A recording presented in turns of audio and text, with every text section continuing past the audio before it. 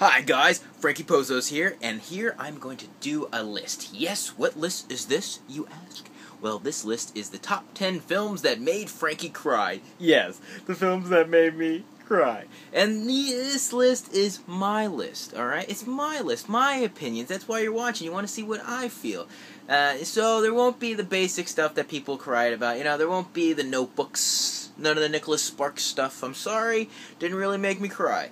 There won't be E.T., I'm sorry, that didn't really make me cry. I liked it as a kid, I still like E.T., but it didn't make me cry. Here is my list of films, and here we go. It's gonna be crazy, it's gonna be fun, some films, it's different, it's my taste, you know? So there you go. Number 1, a classic. This made pretty much the whole world cry, hopefully. It did. And here you go. It's Titanic. And then I got the Blu-ray recently, and this Blu-ray is pretty freaking cool, if I do say so myself. It comes with a lot of features, and I love this guy. And this movie made me cry. As a kid, when I saw it in theaters, it made me cry. And, yeah. It's just, it gets to you. I saw this with commentary recently. I put this in, watched a James Cameron commentary, and he does a whole commentary for 3.5 hours. The whole film, he does it, answers every kind of question you kind of had during when you watch Titanic, and he did it. Anyway, towards the end, the scene that always gets me, the scene where old Rose, you know, sleeps and then either passes away or has a dream of her reconnecting with all the people on the ship on the master staircase in Titanic, you know, all the dead people, all there just like greeting her and, you know, by the staircase. Gets me every time. They're Jack and there, and then it's like, oh, Jesus Christ, no, I don't want to cry. Right now I'm fighting back tears, no, you know. So, Titanic, number 1. Well, there's no real top number basics, but yeah, okay. I'm back. You missed me? Next one is Warrior. Yeah, you're probably going like, Frank, Warrior? Really? You're that kind of guy? And it's like, no, come on. I went into this movie, I think maybe I might have snuck into it, and just to be like, alright, I'm gonna sneak into this, which, you know, was very faux pas, but I went to sneak in, I just saw it, and then I'm like, oh my god, this is amazing, and then I saw it again and again, and this film just gets me. Waterworks. Ah, jeez. Okay. Well, in the film, Joel Edgerton and Tom Hardy are brothers, but are, you know, separated, they don't really talk, and then it takes this whole it takes them beating that crap out of each other to reconnect, pretty much. And the one scene that gets me, it's the end of this big, huge fight, and he has to just break his brother to make his brother realize that he loves him. Crazy, I know, but when you see the movie, it makes sense. He has to break this rugged, terrible thing that this brother created around himself. He had to break it to say I love you, you know. Warrior, check it out. It'll make you cry. Next up, The Grey. What? Frank, The Grey? That movie is a survival tale? Why would that make you cry? Dude, survival tales always make me cry, and you'll see in a few of these movies are survival tales. In The Grey, yes, Liam Neeson and a bunch of other oil workers, or he's not an oil worker, he hunts wolves that try to attack the oil workers, you know, things like that. Their plane goes down, and there's only a few survivors, and then they get attacked by wolves, and they have to run away to get out of there so the wolves don't get them, and then each one kind of gets picked off or kind of dies in their own stupidity. It's one of those kinds of movies. But in the film, Liam Neeson is a badass, really cool dude, is the leader, knows what to do, knows what to say, and in the end, it's just, he has a lot of baggage. I think his wife passed away. He's just dealing with a lot of stuff, and pretty much, like, in the end, when all his guys are gone, and it's just him, and he realizes he's in the wolf's den, and there's the alpha wolf just looking right at him, and he takes freaking little bottles and smashes them so he has a claw, and he tapes a knife to his hand, and he's going to go against this wolf, and he just says this poem that his dad wrote, and it just gets me. I'm there, like, I'm crying, like, just like, oh my god, he is making this stand to become a human being. He's going to fight this wolf. He has to make this stand for existence. He has to make this stand for everything. And what does he do? He fights the wolf. But the movie ends there. And people are like, what? That's stupid. What happened? What? Did he win? And it's like, it's not about that. Movies aren't sometimes about that. It's about the message, about the idea that you made that stand. Sometimes it doesn't matter if you win or lose. You made that stand. A la Rocky, you know? That's what it's all about. It's all about making that stand. The Grey. Check that one out. Next up, 127 hours. Yes, another survival tale, Frank. Oh my god, but I like this film. I went in here just thinking like, oh, it's a film where a guy gets his arm stuck in a rock and he's like, oh, I gotta chop it off. Oh, I chopped it off. Oh, I did it. I'm a survivor. Nope, it's not like that. It's a completely different film. It's a really good film. I remember when I first heard about the story, the guy did that. I'm like, got his arm stuck, and I'm like, how do you get your arm stuck? I don't get this. Well, after seeing the film, I got it. It's a guy, basically a loner, kind of does his own thing, loves adventure, loves doing everything, gets his arm stuck in a rock, and no one really knows where he's at. And so, it's basically he has to cut this arm off so he can live in the world. He has to go back into adventure, into the population, into the people. And it's a big, deep, personal thing, you know, and he has, like, flashes that he sees, like, him having a child, his past relationships, things reconnecting with people, and then in the end, when everything he gets out, his arm's chopped off, and he's running, like, I need to get out of here, and then he meets up with these hikers give him water, and he's like, I need to keep on going, until a helicopter picks him up and takes him off. Ugh, that really, made me, I cried, you know, because it's really, you know, he did it. He chopped his freaking arm off to reconnect with society. You know what I mean? People just give up. And he didn't give up. And that's 127 hours. Check it out. Next up. Okay, we're done with the Blu-rays because the next ones are, I haven't got the Blu-rays for these. Hopefully eventually I will. Next up, another action film. We got The Wild Bunch. Sam Peckinpah's The Wild Bunch. Have you seen this film? If you haven't seen this film, you really need to see this film. Come on, go check it out. Stop seeing the Resident Evils and go see this film, okay? In it, it's about old kind of beat up outlaws in the West, kind of, and they pretty much, you know, everything's kind of pushing them out, you know, like you know, basically every cowboy film where, you know, cowboys, we need to get out of here because everything's changing now, society's changing. Anyway, and like they do, like every kind of cowboy does, goes to Mexico, and that adventures, you know, that happens there. But, and in the process, they help some bad guys get some stuff, and then the bad guys take their friend, because the friend stole some stuff for his family, da-da-da, and then they fight, and they take on a whole army, and it's just like, basically, like 6 guys, wait, 1, 2, 3, 4 guys, terrible math there, takes on a whole army, just because of their friend. And, spoiler alert, they all die. And it's like, but they fight so valiantly, like, it's so awesome. And then the end, I think it's the credit sequence that gets me, because they play this Hispanic, Mexican graduation kind of music that they play, and they show all the characters from the movie, them smiling, laughing, having a good time, like they're in heaven or whatever, and that just gets me. The Wild Bunch, check it out. Sorry if I gave away some parts. Spoiler alert, but okay. Enjoy it. Wild Bunch, I love that. Next up, what? A comedy, Frank? A comedy made you cry? Yes, the movie called Crocodile Dundee. What? Crocodile Dundee? That movie from the 80s? That crazy Australian guy? What? Yes, Crocodile Dundee. This movie... It's not until I got older that I really liked it and made me teary-eyed, but there's certain scenes in the film when he's with the reporter, or if you haven't seen Crocodile Dundee, reporter from New York goes down to the outback in Australia, and finds that there's this guy called Mick Crocodile Dundee who hunts crocodiles or fights off crocodiles like crazy. He's a crazy adventurer. She meets up with him, and he's kind of like half like he's not really like the big myth that he is, but he is a mythological crazy guy, so it's weird. In it, and then she falls in love with him and then brings him back into New York, and so he's in New York, what's going on, you know? And then it's like that clash of two worlds and stuff. But there's certain scenes in the film, like and when he's in Australia and he's with her and there's poachers killing some kangaroos, he grabs a poor dead kangaroo and he grabs his rifle and shoots at the poachers, and looking like it's the wallaby shooting at the bad poachers, and the poacher's like, oh my god, he has a gun, you know, he has a gun, crikey, you know.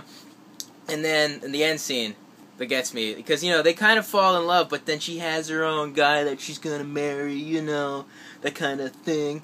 And then he's kind of like all defeated, like, you know what, I'm just gonna go on walkabout and disappear. And then she comes out and she runs and tries to find him, and he's in the metro station, train station, and she's like, I love you, but he can't hear him, and so all the people waiting in line in the bus station, or like the train station, is all packed, and people are like, what did she say, and it keeps on going down, and then she's like, I love you, and it's like, the guy's like, she says she loves you, and then he's like, what?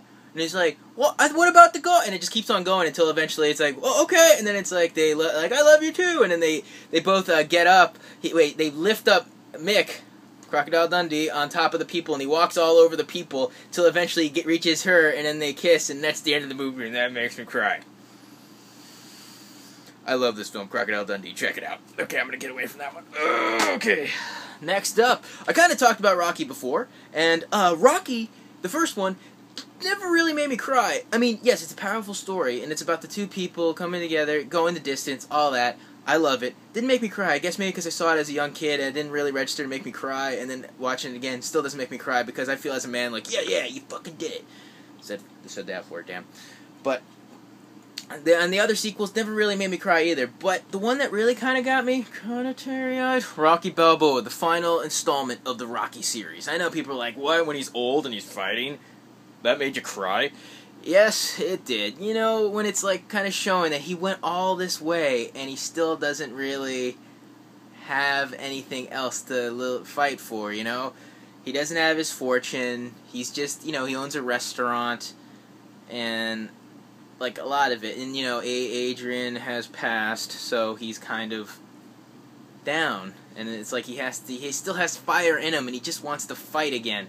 And he takes on this guy, this full-on Mason the Line Dixon, and fights him, you know, in the ring, not in the street. It's not Rocky V. Don't ever talk about Rocky V, okay? Rocky V doesn't exist. It exists in the series, but it's just doesn't exist. But it just got me certain scenes when he's discussing, like, you know, I'm just, you know, by myself, you know, or like, you know, and then got me there. Rocky Balboa, check it out if you want. Next up. Now we're going into the stuff that made me kind of, you know, you'd say I'm a pansy. Next up, Vanilla Sky. What? Vanilla Sky? That's a stupid film, Frank. Stupid film.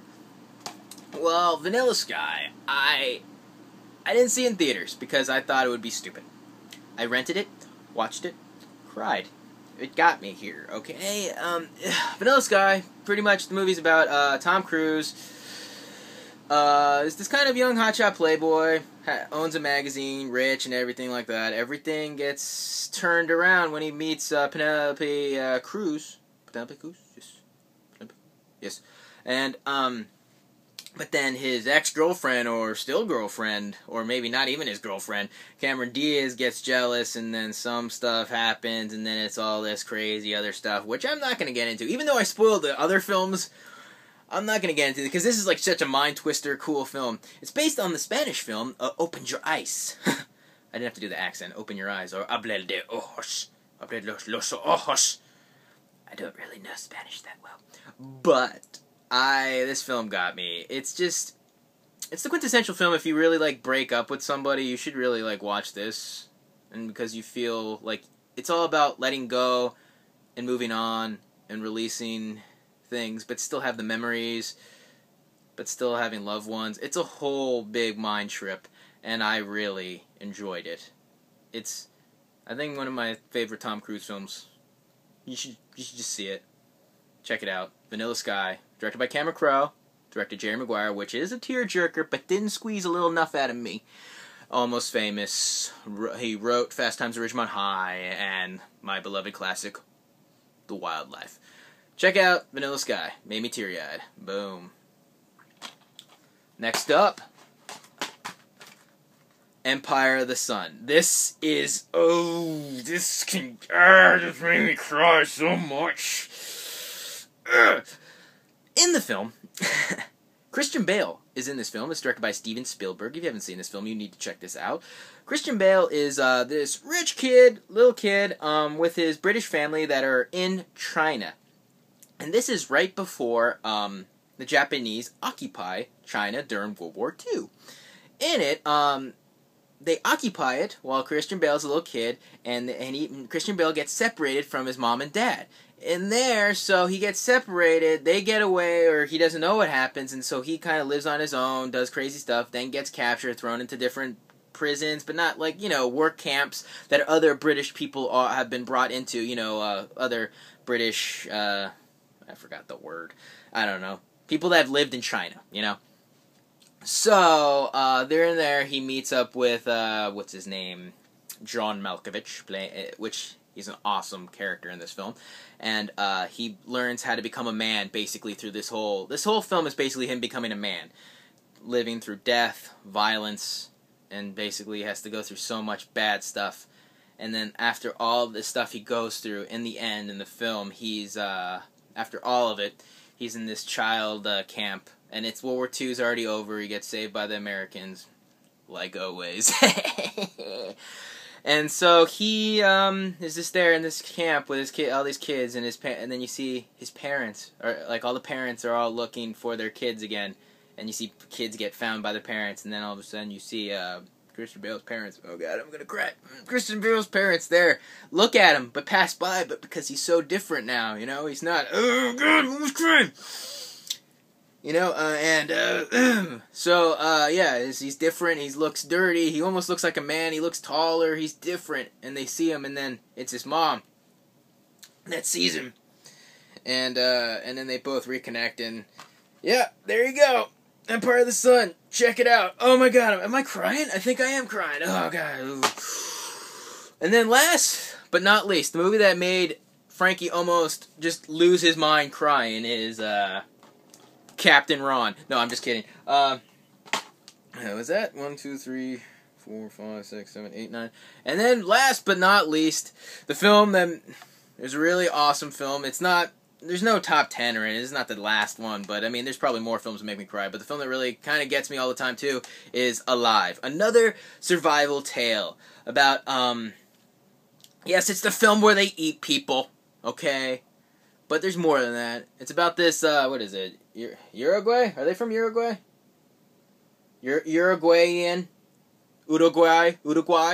Soccer team? I thought they, oh yeah, rugby players crash in the Andes Mountains in Chile. The Chile Andes Mountains. They crash, and they have to survive in it. And then it's just so much stuff happens. Avalanches, bad stuff, people die, eventually they have no food, and they have to just eat the dead bodies, in which it's not even a joke in the end. You just feel these guys are starving, they just need meat. And pretty much, they have plenty of it, a lot of guys that died, and so they eat the meat, it's all this bad stuff. And Ethan Hawke is in it, and him and his other pal, who's the doctor guy, I forgot this actor's name, he's a good actor. Ethan Hawke just says, you know what, I'm gonna climb over these mountains, we can totally do it. And he's like, no you can't, dude, you can't do it, no way, no, we're gonna die out there. And he's like, we're gonna do it. Climbs over all those mountains, and he comes back, and they do it. They make it all the way after all those mountains, and they come back and save all the rest of the guys. And that's just, the helicopters coming by, and and they're just like, yes!